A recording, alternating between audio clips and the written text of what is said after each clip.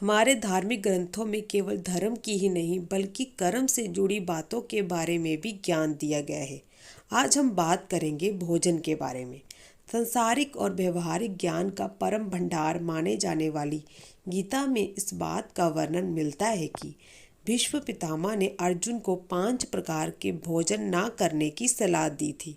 इन 5 प्रकार के भोजन को यदि मनुष्य कर ले तो उसके घर में दरिद्रता आ जाती है।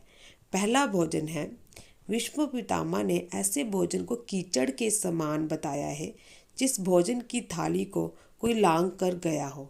गीता के अनुसार ऐसा भोजन नाले में पड़ी कीचड़ के समान है, इसे ग्रहण नहीं करना चाहिए। यदि गलती से भी आप घर में भोजन की थाली को लांघ गए हो तो बेहतर होगा कि इस भोजन को स्वयं न खाकर जानवरों के लिए डाल दें।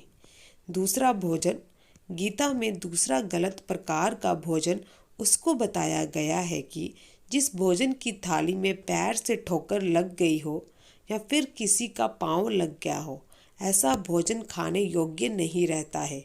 ऐसे भोजन को ग्रहण करने से बचना चाहिए, नहीं तो आप दरिद्र हो सकते हैं। तीसरा भोजन, गीता में भीष्म पितामह ने बताया है कि तीसरा खराब प्रकार का भोजन वह होता है जिसमें बाल निकल आए। ऐसे भोजन को खाने योग्य नहीं माना जाता है, यह दूषित हो जाता है। ऐसा भोजन करने वाला व्यक्ति जल्द ही कंगाल हो जाता है।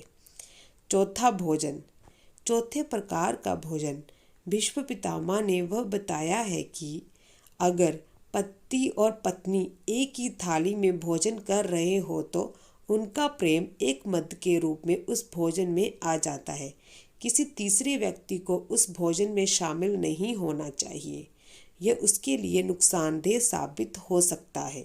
हालांकि पति और पत्नी के लिए एक ही थाली में भोजन करने से प्यार तो बढ़ता ही है और दोनों के लिए यह भोजन चारों धाम का पुण्य फल प्राप्त करने के समान होता है।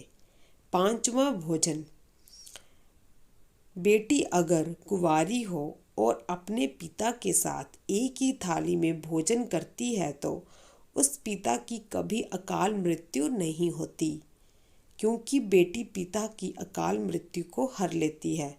जब भी खाना खाए तो अपनी पुत्री को अपने साथ एक ही थाली में थोड़ा सा हिस्सा जरूर दे।